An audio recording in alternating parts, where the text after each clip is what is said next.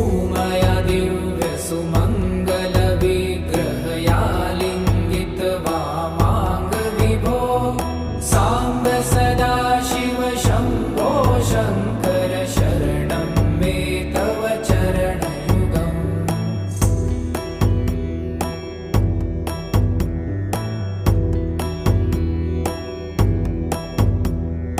पुरीकुरु मामज्ञमनाथं